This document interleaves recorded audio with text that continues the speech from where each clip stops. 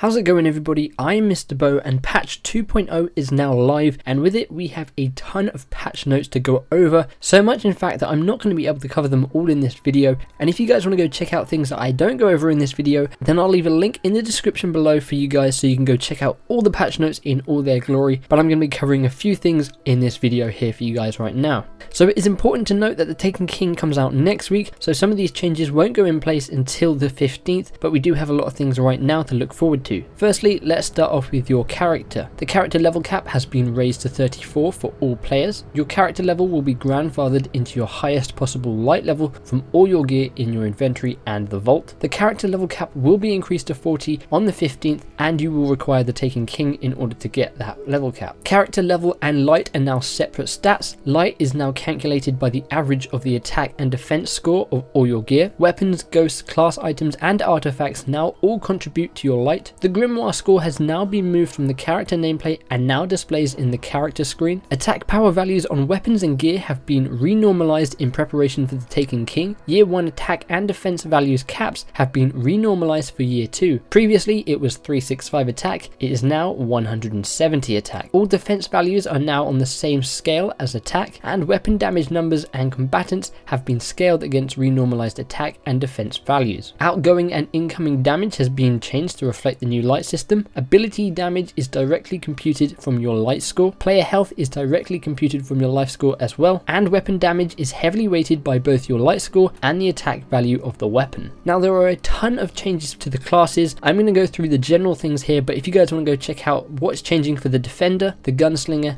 the Blade Dancer and the Sunslinger, then you can go and check out the full patch notes. But just in general, Intellect, Strength and Discipline now only change their effect in fixed tiers. Intellect, Strength and Discipline stats now display their tier and the exact duration of the effect on the tooltip in the character screen. Orb generation is now capped to a maximum of 8 orbs at once when wearing exotic armor items that increase orb spawning rates. Increased recovery stat time at low end by 1 second and reduced high end reduced timer by 2 seconds. These were renormalized recovery stat effects to make a more compelling character stat choice. Pulse Grenade's secondary effect distance are now globally 8 meters, Thermal and Void were 7 meters and now are 8, and Arc was 9 and now is being reduced to 8. Detonation distance still unchanged at 7 meters. Pulse Grenade fuse times have been reduced, the Thermal Pulse base detonation and damage have been increased to unify stats with other Pulse Grenades, and they fixed an issue where perks that grant additional super energy for grenade kills do not work correctly in the Crucible.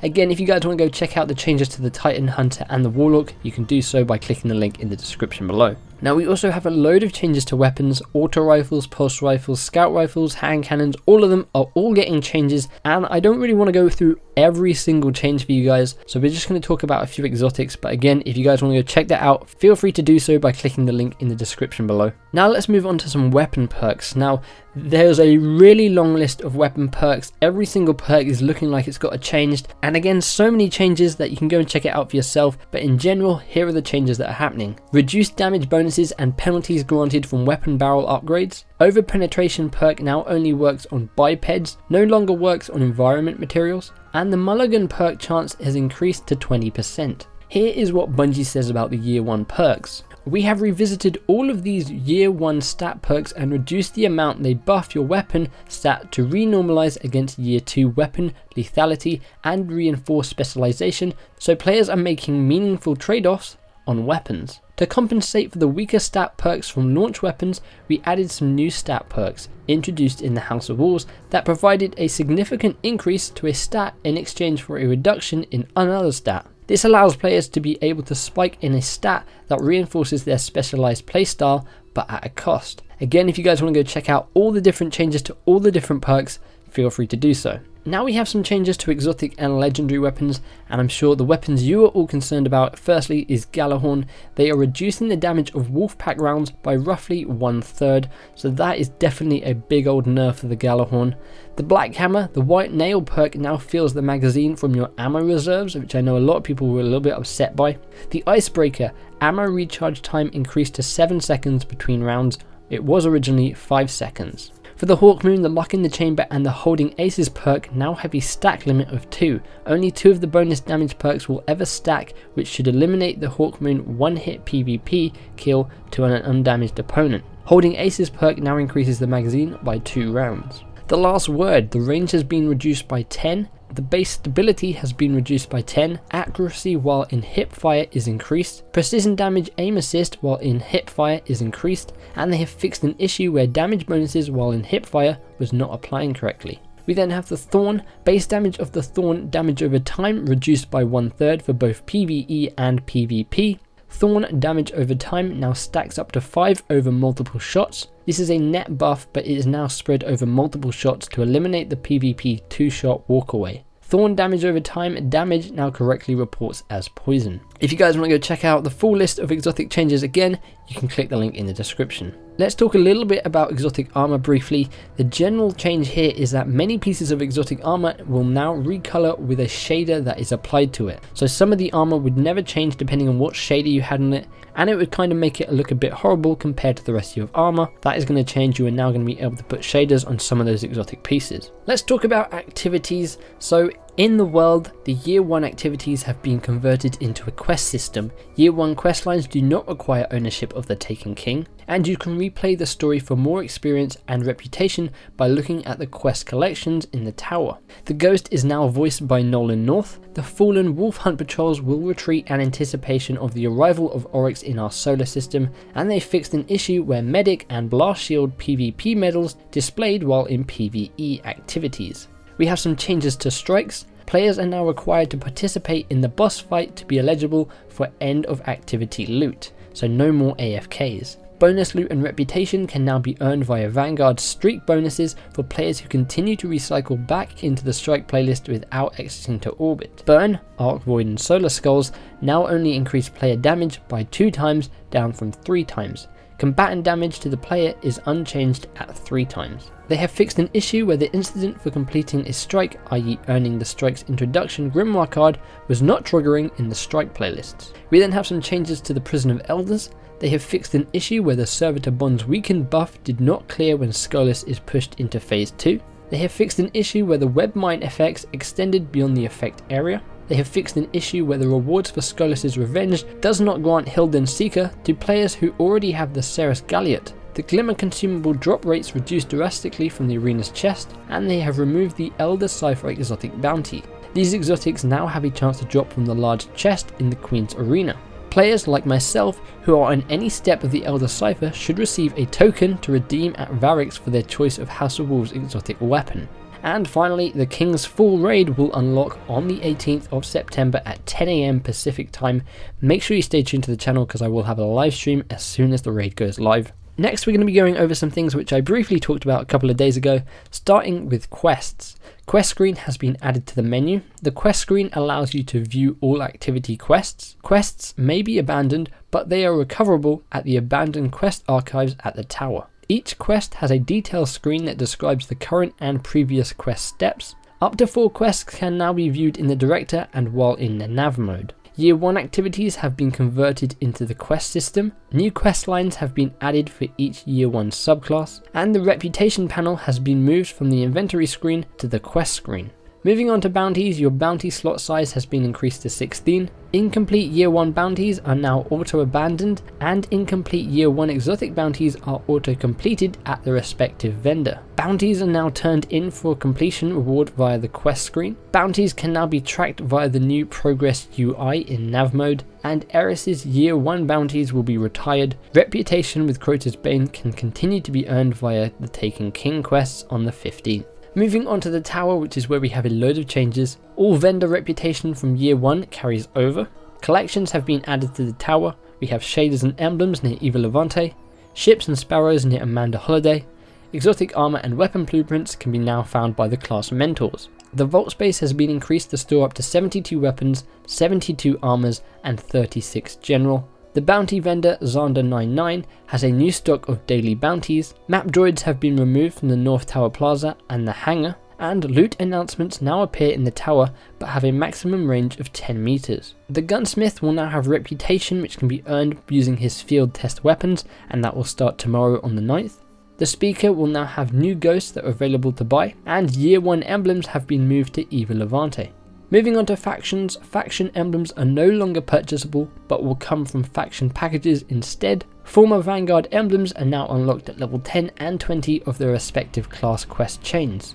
Crota's Bane. Eris bounties have been retired as her ear shifts from Crota to Oryx and his Dreadnought. Eris' reputation can now be earned weekly by killing bosses in the Crota's End raid, or through new methods to be discovered in the Taken King's new destination. Eris' reputation requirements for each rank have been adjusted to be faster. Characters will retain any rank they currently have with Eris. Eris' reputation is no longer capped at 4, and players will receive reward packages for rank increases, and players will be able to earn rewards by continuing to level up Crota's Bane's reputation. We then have the Queen's Wrath. With the launch of the Taken King, Petra will have new bounties available in the Reef upon completing a new quest. These bounties will also drop a treasure key the first time one is completed each week. Let's talk a little bit about inventory now. Class-specific armor materials have been deprecated in favour of a unified material, which will be available to be exchanged for old materials from the Vanguard Master Ronnie9940 on September 15th. They have fixed a bug where item upgrade UI was triggering when nothing was actually earned. Armor Dismantle now makes a sound when dismantling is complete. Year 2 weapon telemetries have now been combined per weapon slot instead of per weapon type. Moving on to the Crucible, the preview event which is happening this week, here's what is planned. The Taken King maps will be available for all players to preview for free, starting on the 8th until the 15th. The Rift game mode will be available for all players as well, starting on the 8th and again ending on the 15th. The Crucible dailies will not be available on the 8th and will resume on the 15th, and the Mayhem Clash mode will be available starting on the 11th and will again end on the 15th.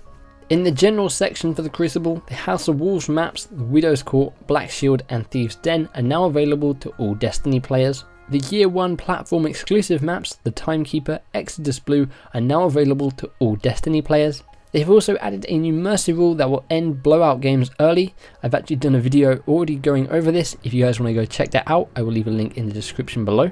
Legendary loot drop rates have been increased. The PvP post-game scoreboards now use abbreviated names. Shax will now comment on multi-kills and kill streaks. And the Victory Imminent voiceover will no longer play when there is less than 30 seconds remaining in the Crucible match. We have some changes to the Director, Salvage and Rift are now core Crucible playlists, and the Taken King maps are now included in the core Crucible playlists. We have a few changes to medals, added set of new Crucible medals. Buckshot Bruiser, Machine Lord, Sharpshooter and Master Blaster medals can now be earned multiple times in a row if you're awesome enough. And they have fixed an issue where first place kill score bonus, which triggers the Uprising medal, was awarded when killing the highest scoring player on the winning team instead of the highest scoring player in the match. There is one change to one map, and that is Widow's Court. They have added invisible physics to keep players from hiding in the ivy overlooking the courtyard heavy ammo. We then have some changes to some game types. Firstly, we have Salvage. They have reduced the Salvage score limit from 10,000 to 7,500 as our data showed too many games were ending to the time limit. They have modified the base 3v3 option to have a 7-second min respawn timer. They have also done that with Skirmish. In Inferno, they have changed the special ammo crate timing for Inferno Clash, Inferno Control and Inferno Rumble modes to 2 minutes. Small team modes will remain at 3 minutes. And they have removed heavy ammo crates from all Inferno playlists. With Rumble, placing in the top 3 in Rumble playlists now counts as a win for your quest step purposes. With Control, Bastion, First Light and Skyshock have been added to the core Control playlist with Pikes and Interceptors disabled. Zone captured and zone neutralized scoring messages in Control will now display as zone being captured, i.e. Zone A is captured, Zone C is neutralized. And with Trials of Osiris, the Trials passage coins are now discarded by the stack rather than by the item. And then finally, quickly, UI. Super icons in the kill messages are now displayed in yellow. Added icons to the kill messages for precision kills. Super kill messages now display the name of the super used. And the voice channel settings in nav mode have been moved into the nav mode toggle display, which also includes quest and bounties, active modifiers and PvP scoreboard. There's also a load of technical improvements, and again, if you guys want to go check that out, there'll be a link in the description below.